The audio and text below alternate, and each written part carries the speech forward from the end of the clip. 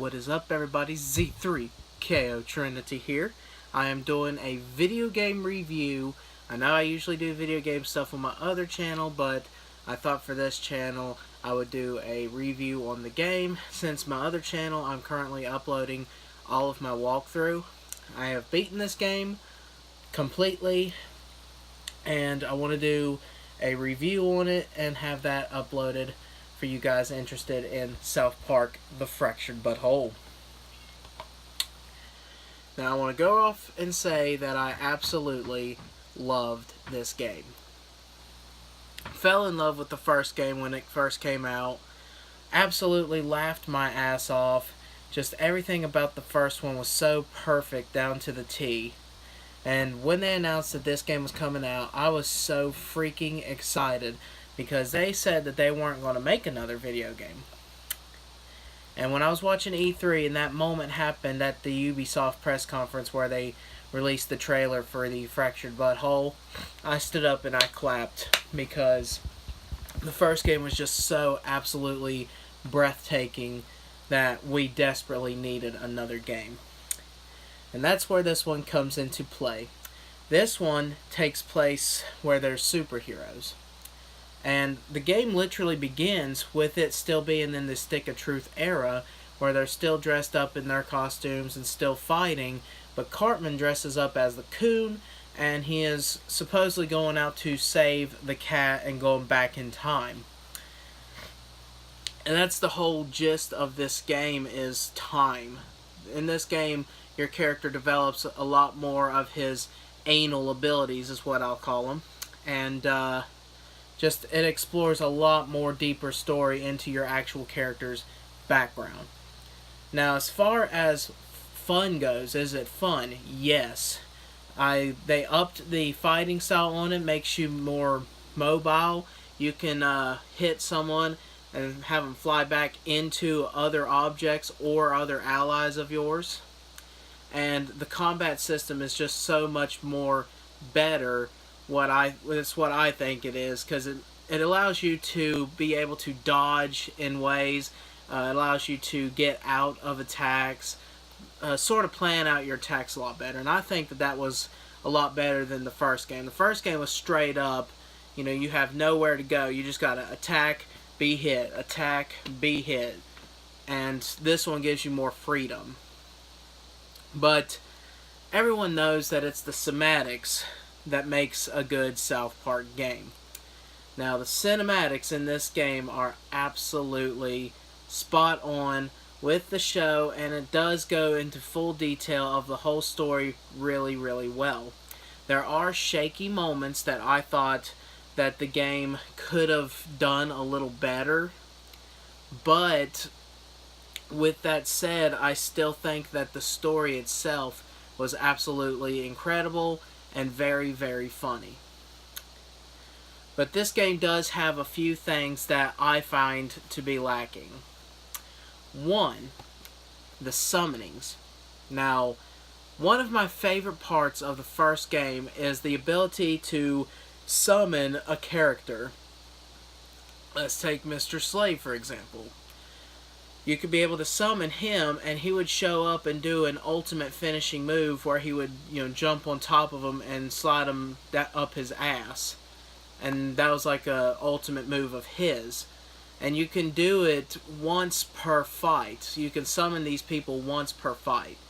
In this game, I like that they use the customizable stuff, and it is still once per fight, but you have to craft the actual stuff in order to do the move.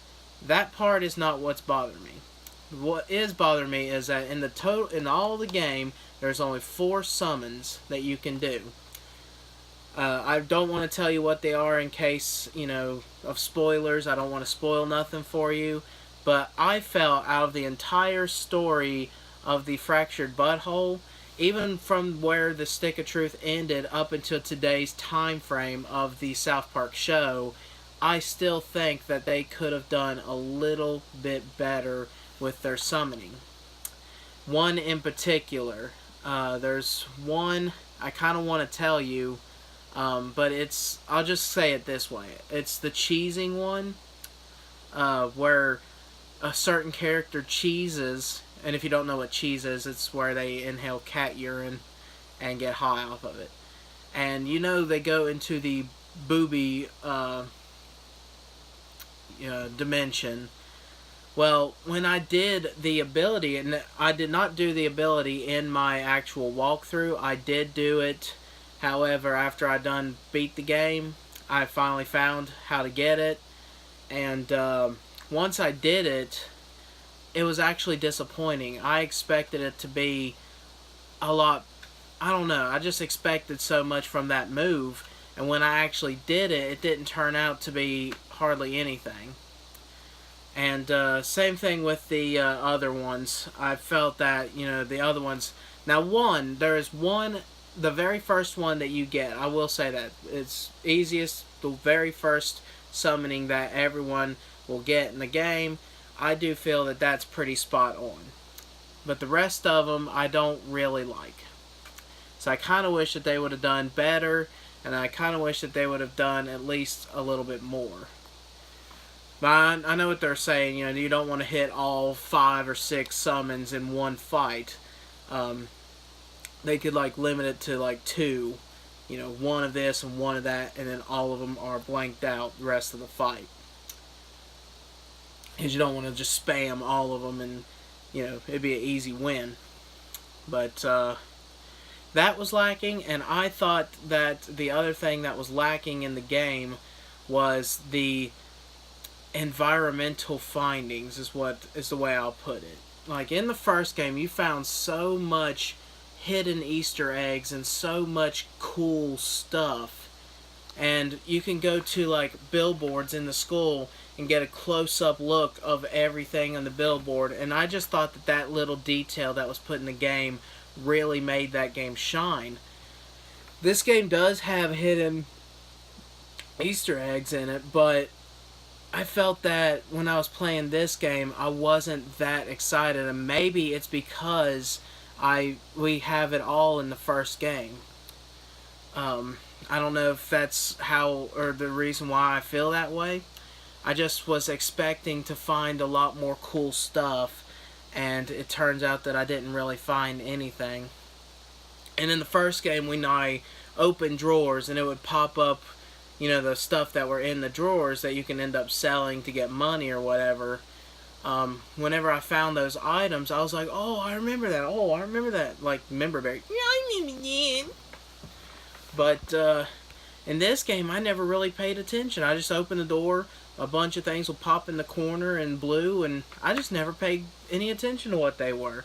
And I find that was pretty disappointing to me. I did pay attention to some, there was some little clues that I found that, I was like, oh, hey, that's cool. But other than that, I didn't feel like there was much hidden stuff in the game. Also, the first game had so many great side quests.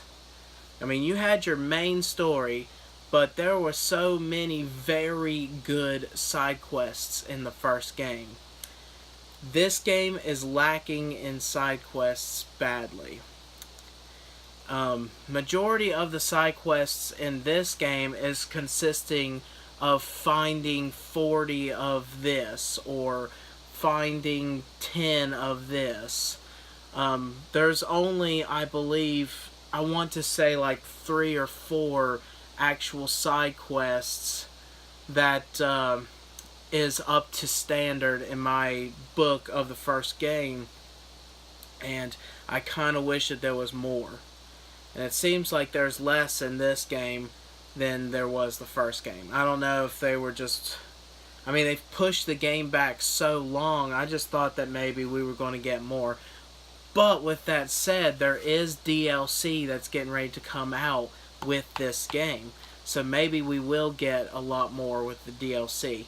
And I will say this, it doesn't spoil any of the story, but when you go to Canada in the game, they have the huge wall that was built from the show, and you're not allowed in.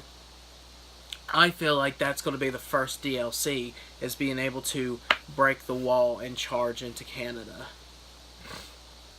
Maybe we can see Mr. Garrison, aka Donald Trump, in Canada, or I think it was actually Donald Trump in the show that was Canadian in Canada. So I believe it was the episode where all the Canadians were coming to America because he won presidency and stuff like that. But yeah, I think that's where they're going to go with their first DLC. Another thing that was very, very missing in the game that really tore me apart, I was really excited to see the Whole Foods.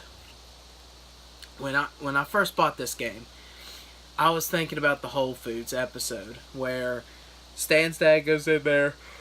Oh, sorry, I just woke up a few minutes ago.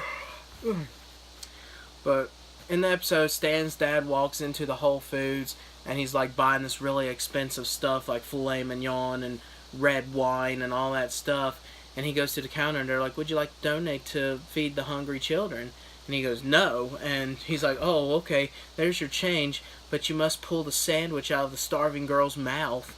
I was expecting that in the game. That was the biggest thing I was expecting, because I thought it would be so hilarious to go into the Whole Foods and he asks you, like, you could buy your stuff, like your artifacts, or buy stuff to collect, like clothing, and then he goes, do you want to donate to the hungry children? And it'll give you a bar that you could put whatever amount.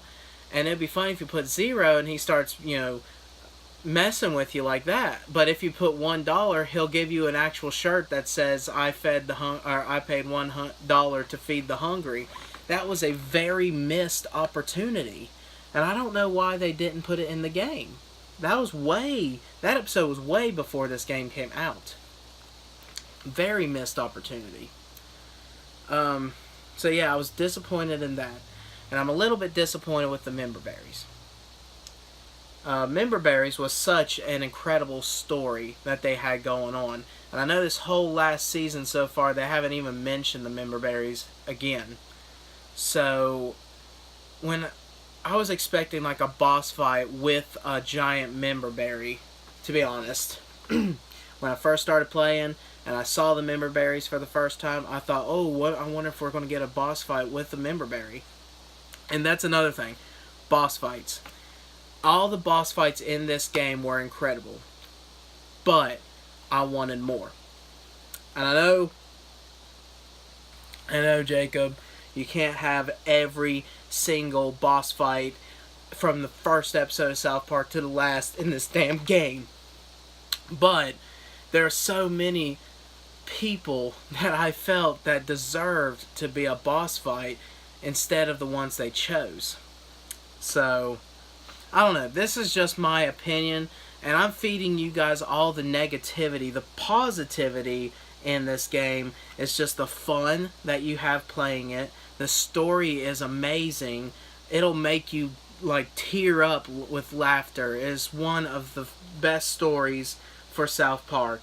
And I just think it's so fun, the whole superhero fact, because I'm a huge superhero fan anyway. And I just really enjoy the whole powers that you get and you can use to fight your enemies with. I just think that all that was really, really good. But, yeah, all in all, if I had to rate this game from a 10-star rating or 5-star rating, however you guys want to put it, I would honestly, in my video I said I would give the game 10 out of 10, but I'm going to narrow it down to an actual rating of mine. And to be honest, this game right now gets an 8 out of 10. And like I said, just to me, my expectations for this game was just so high that when I got to play it, it was all those little details that I was telling you guys about that kind of took away from that perfect 10. Now, when the DLC comes out, will that make up and build up the game? Probably. If they do really good DLC, if they come out with like 3 different missions for DLC and have boss fights and all that extra stuff, and maybe even add an extra summoning that you can do, then yeah, I will increase the game up from an 8 to an actual 10 maybe. But let me know in the comments section below what you thought of the game.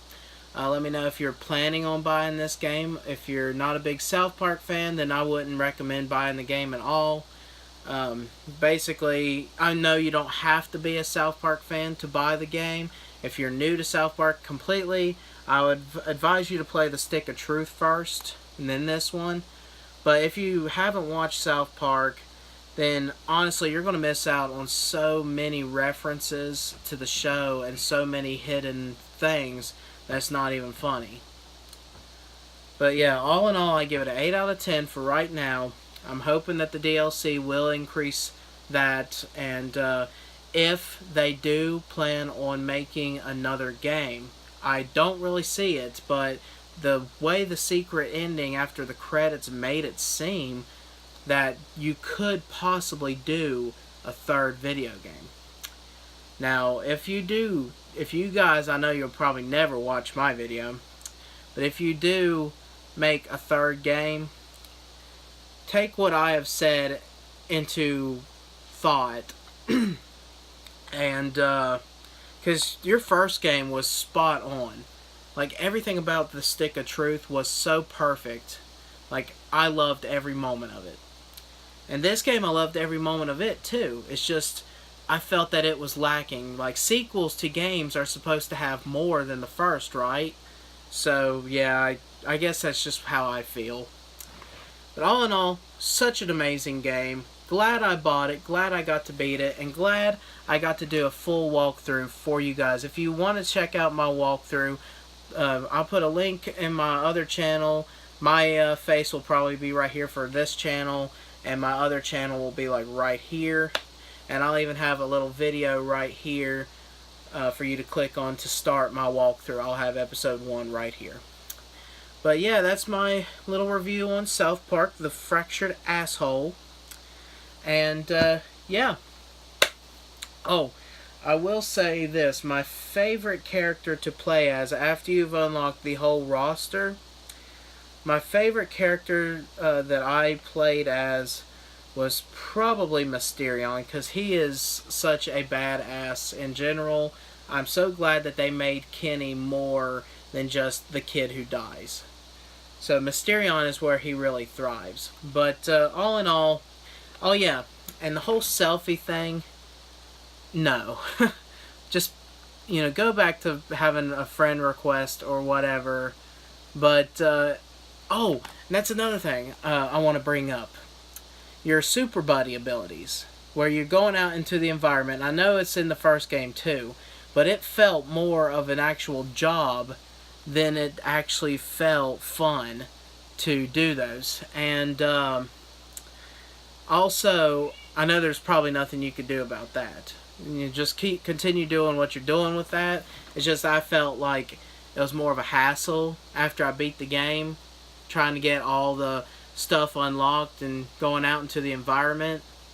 And yeah, I kind of wish that there was more fast travel areas, to be honest, because this game consists of go over here, now go over here, now go up here, now go down here, now go over there. So I kind of wish that there was more fast travel zones to easily get to all those places, but then I would have a fast travel at every house, so it wouldn't make no sense. Yeah, video games are not supposed to be easy, guys. But yeah, that's all I was wanting to say about the game. I hope you enjoyed this video, and I hope that you agree with me. If not, please in the comment section below tell me that, you know, you would give this game a perfect 10, or if you absolutely hated the game, let me know why that you despise this game. Because your opinions matter to me as much as you guys watching this video right now. Thank you guys for watching the video, and I guess